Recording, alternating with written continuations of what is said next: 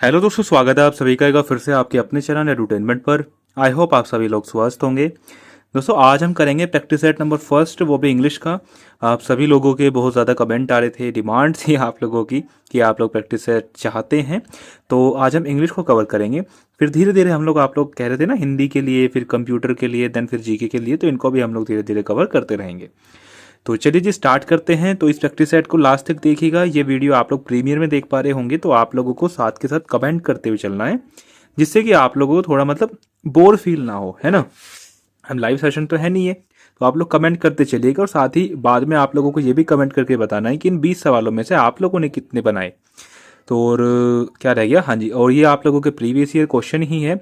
To be precise, मैं आप लोगों को सीधे सीधे बता दूं कि ये आप लोगों के एसएससी एक सेकेंड, ये हैं आप लोगों के एसएससी जीडी के प्रीवियस ईयर।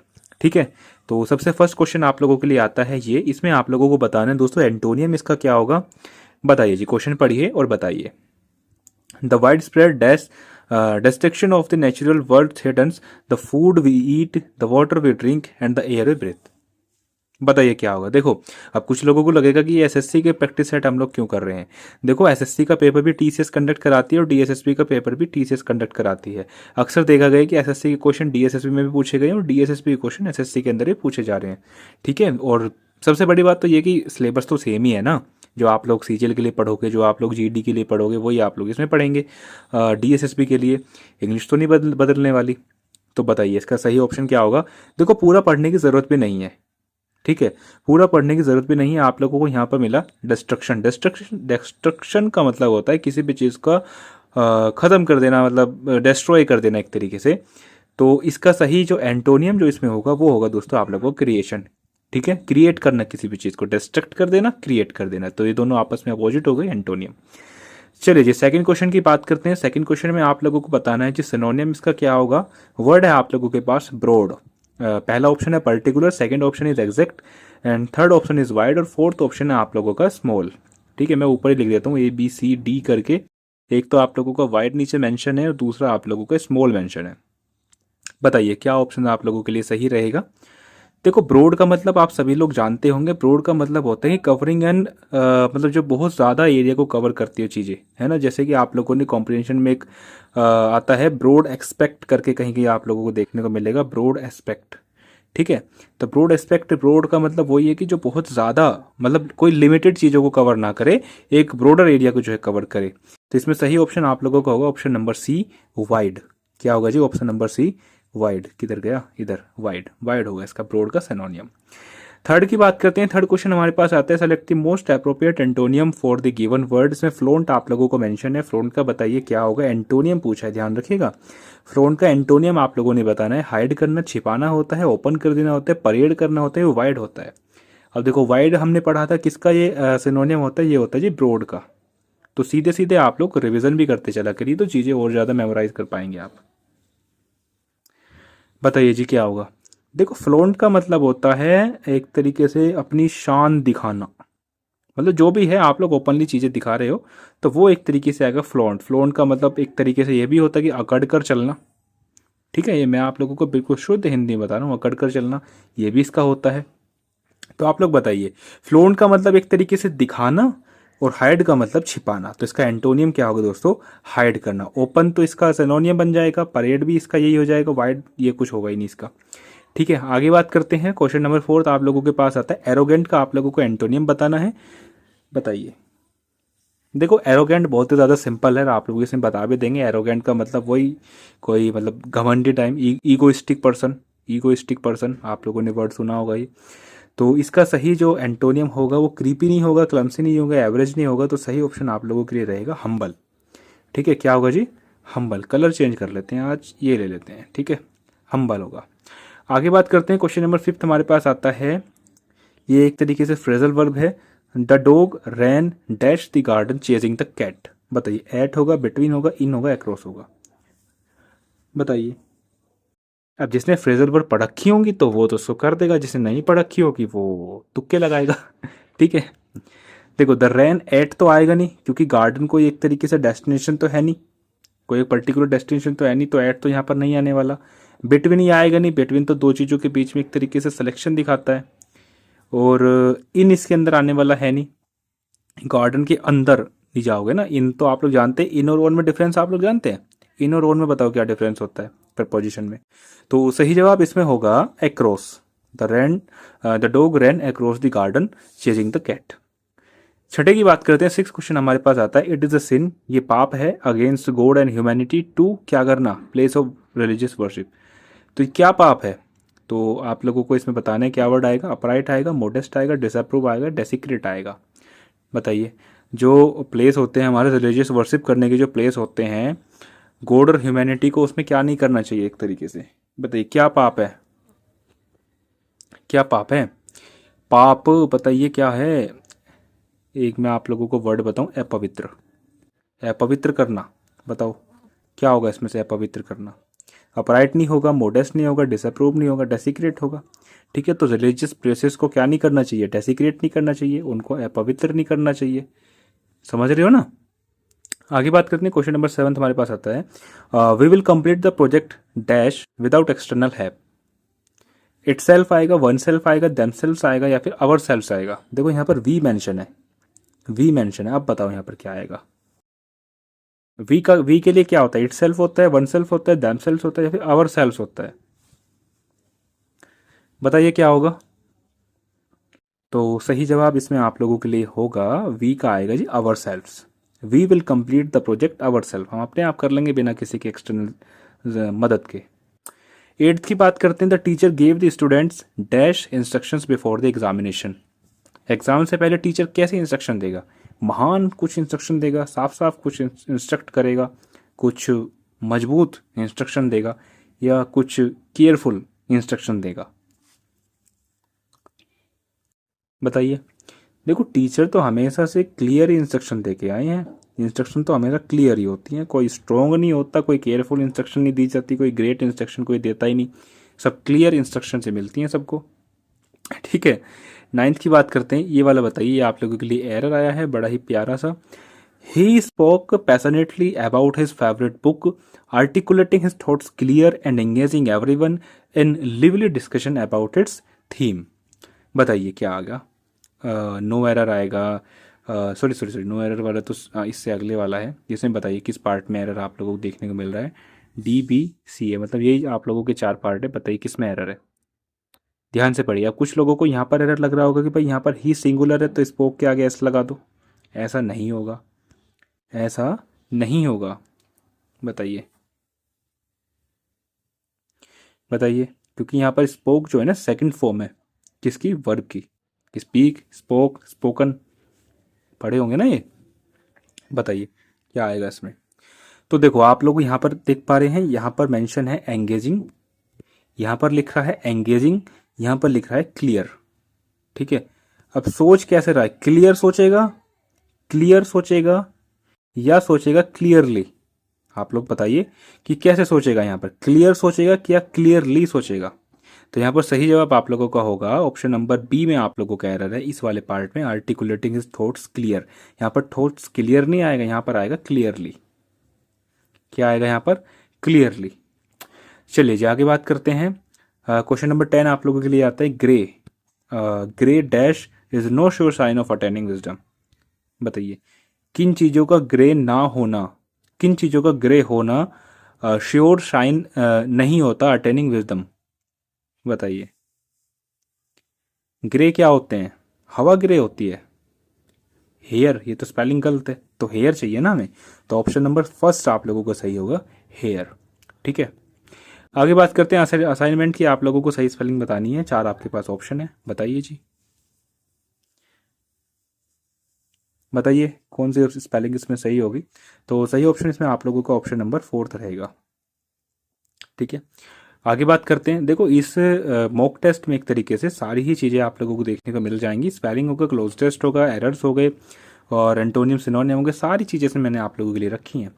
अब बताइए इसमें कहाँ पर एरर है। Alka had been writing to her boss until she realises that he was not interested in resolving her issues. बताइए कौन से पार्ट में एरर है, कौन से पार्ट में एरर है। देखो सबसे पहले टेंस पहचानो, कौन सा टेंस चल रहा है। अब सारा मैंने आप लोगों को बता दिया पूरा, मतलब बस आप लोगों को ऑप्शन सेलेक्ट करना है। तरीका जो प्रॉब्लम है वो ही मैंने आप लोगों को बता दी। टेंस ढूंढो। क्या ये टेंस स्टार्टिंग से लेके लास्ट तक एक ही चल रहा है? बताओ। देखो ये जो टेंस है ना, ये जो टेंस आप लोग देख पा रहे हैं, पूरा स्टेटमेंट जो आप लोग देख पा रहे हैं, पास्ट स्टेटमेंट है। ये कैसा है जी? पास्ट स्टेटमेंट है। तो पास्ट स्टेटमेंट है तो यहाँ पर रियलाइजेस क्या कर रहा है जी? ये रियलाइजेस क्या कर रहा है? तो यहाँ पर रियलाइजेस नहीं आएगा, यहाँ पर रियलाइज्ड आएगा। तो इसी पार्ट में आप लोगों को एरर दिख गया होगा, टू हर बॉस अंटिल से रियलाइज। तो यहाँ पर बी पार्ट में एरर है। चलिए आगे बात करते हैं। क्वेश्चन नंबर 13 आप लोगों के लिए आता है। ये आप लोगों के लिए ईडियम्स है। When it comes to cooking, she can really think creatively and unconventionally to create unique dishes that surprise everyone. बताइए बताइए, क्रिएटिवली एंड अनकन्वेंशनली का सिनोनियम एक तरीके से क्या होगा? आउटसाइड द बॉक्स होगा, आउटसाइड द कैनवस होगा, आउटसाइड द वायर होगा, या फिर आउटसाइड द लॉ होगा? बताइए जी। तो ये होगा आप लोगों का आउटसाइड द बॉक्स। ठीक है, आगे बात करते हैं। क्वेश्चन नंबर 14 आप लोगों के पास आता है, man of straw. Man of straw, a child of a celebrity or a famous person, a combination of two people that is perfect in every way, a person who is disregarded as lacking character or morality, या D, a situation like a close contest। देखो idioms को पढ़ने का, idioms को करने का सबसे आसान तरीका ये है, अगर आप लोग नहीं जानते ईडियम्स, उस पर्टिकुलर ईडियम्स का आप लोगों का आंसर नहीं पता है, तो उसको आप बार बार पढ़िए। तो जैसे ही आप लोग बार बार पढ़ोगे ना, तो ये ईडियम आप लोगों के मन में, दिमाग में एक इमेज सी बना लेगा। अब देखो इसी की बात करते हैं। यहाँ पर लिखा है मैन ऑफ स्ट्रो। स्ट्रो आप सभी लोग जानते हैं स्ट्रो क्या होता है। ये आपका रखा है कुछ गिलास में, ठीक है, और यहाँ पर ये रखा है स्ट्रो, पर उसके लिए स्ट्रो की ज़रूरत थोड़ी ना पड़ती है, उसे तो सीधा पीते हैं। देखो स्ट्रो है, तो जब ये आपका एक गिलास ख़त्म हो जाएगा, इसके अंदर का जो ये सिस्टम है ये सारा ख़त्म हो जाएगा, तो आप इस स्ट्रो का क्या करेंगे? बाहर निकाल के फेंक देंगे। आप इसको बाहर निकाल के फेंक देंगे, तो यानी कि ऐसी चीज़ जो यूजलेस है ना।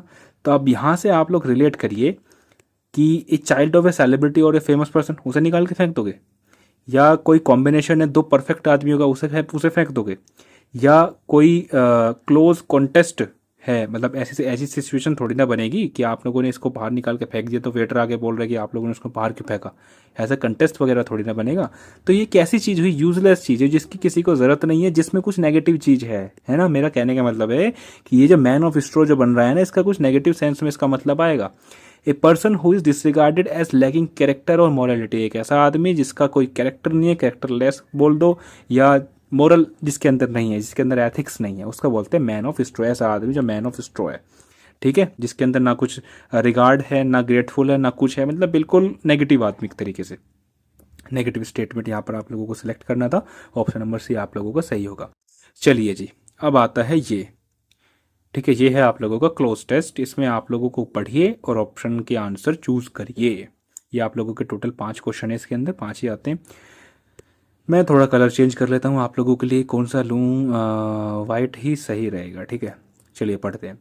देयर इज़ अ, किधर गया, एक second. There is a dash sense of freedom about being alone in a carriage that is jolting noisily through the night.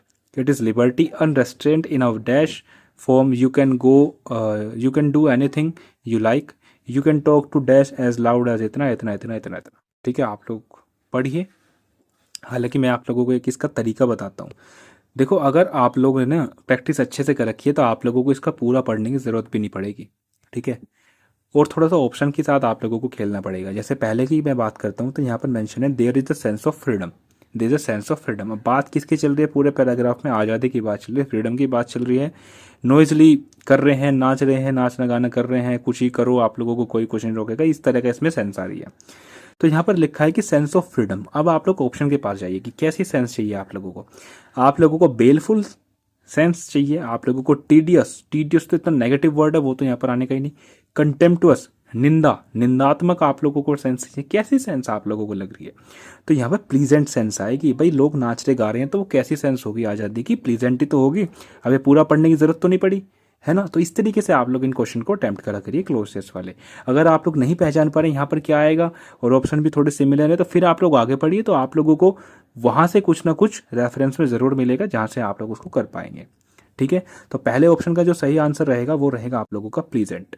आगे बात करते हैं 16 में, आप लोगों से सेकंड में पूछा है, it is liberty unrestrained in a very dash form. अब अनरेस्ट्रेंट का मतलब क्या होता है? देखो, रेस्ट्रेंट का मतलब होता है किसी भी चीज से किसी भी चीज को प्रिवेंट करना, किसी भी चीज से किसी भी चीज को रोकना, उस चीज को होने ना देना, है ना। अब अन लगा दिया आपने, तो ऐसी चीज कि आप उसको रोक ही नहीं रहे, आप उसको करवा रहे हो, वो चीज होती जा रही है अपने से, तो वो चीज क्या है? Liberty. It is liberty unrestrained in very dash form. तो कैसी फॉर्म चाहिए आप लोगों को? यहाँ पर फिर से ऑप्शंस के पास आएंगे। सबसे पहला माइजरेबल है। माइजरेबल तो यहाँ पर कुछ सेंस ही नहीं बन रहा, कंजूसी वाली सेंस तो यहाँ पर बन रही। कंजूसी थोड़ी ना करोगे, अगर आप लोगों को आज़ादी मिलती है तो आप लोग कंजूसी थोड़ी ना करोगे। आप लोगों की सैलरी लगती है मान लीजिए 70,000 8 पे कमीशन के बाद, तो जब भी आप लोग माइजरेबल रहेंगे, हैं। तो ह्यूमर इसमें नहीं आएगा, ह्यूमर की यहाँ पर कुछ सेंस बन ही नहीं रही। डिटेस्टेबल तो यहाँ पर आ ही नहीं सकता, डिटेस्टेबल का मतलब घिनौना है, कुछ घिनौना काम थोड़ी हो गया, आप लोगों की नौकरी लग गई, गलत काम थोड़ी होगा कुछ। तो इस तरीके से आप लोग ऑप्शन को एलिमिनेट करिए, तो सही ऑप्शन इसमें रहेगा ऑप्शन नंबर 3 आप लोगों का एग्रीएबल, है ना, सर्वसहमति एक तरीके से। आगे बात करते हैं क्वेश्चन नंबर 17 की बात करते हैं। You can do anything you like, you can talk to dash, you can talk to dash as loud as you please. मतलब जितना तेज आप लोग बोलना चाहे उतना तेज आप लोग बोल सकते हैं। तो यू कैन टॉक टू किससे? You can talk to home, किससे बात करोगे? तो यू के साथ क्या आएगा? आवर सेल्फ आएगा, है, हर सेल्फ आएगा, हिमसेल्फ आएगा, या योर सेल्फ आएगा। ये भी देखो कितना सिंपल है, पढ़ने की जरूरत तो नहीं पड़ रही पूरे सेंटेंस, पूरे पैराग्राफ को इसको। तो यहाँ पर यू की जगह क्या आएगा? योर सेल्फ ही आएगा। यू की जगह क्या आएगा? योर सेल्फ आएगा। इसमें आपका एग्रीएबल था और यहाँ पे आप लोगों का प्लीजेंट था। चलिए जी 18 की बात करते हैं। 18वें के अंदर क्या आएगा? मजा आ रहा है ना पढ़ने में? हाँ जी, मजा आ रहा है ना। देखो यहाँ पर पढ़ते हैं, you can have that argument out with Jones and roll him triumphantly in the dust dash wear off counter strike. भाई जब आप लोगों को आज़ादी मिलेगी, जब आप लोगों को आज़ादी मिलेगी तो आपको क्या काउंटर स्ट्राइक का फियर होगा? काउंटर स्ट्राइक का फियर होगा। अगर आप लोगों को आज़ादी मिल जाए तो आप लोगों को कुछ डर भय होगा। तो यहाँ पर देखिए ऑप्शन भी सारे ऐसे ही दे रखे, इन the dust in fear of, तो फियर तो है नहीं किसी का, आज़ादी मिल चुकी है। ट्रम्फेंटली, ट्रम्प का मतलब विक्ट्री होता है, आज़ादी मना रहे हैं ना। तो यहाँ पर विदाउट आएगा, क्या आएगा यहाँ पर? Without the fear of counter strike. तो इस तरीके से क्वेश्चन को आप लोग ऑप्शन को एलिमिनेट करके कर सकते हैं।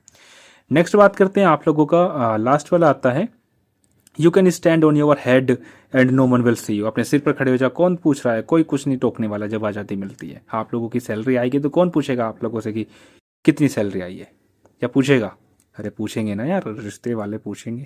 ठीक है। यू कैन सिंग और डांस टू स्टेप और practice A golf stroke dash play marbles on the floor without load और हिंड्रेंस। अब यहाँ पर देखिए आप लोग क्या क्या करेंगे।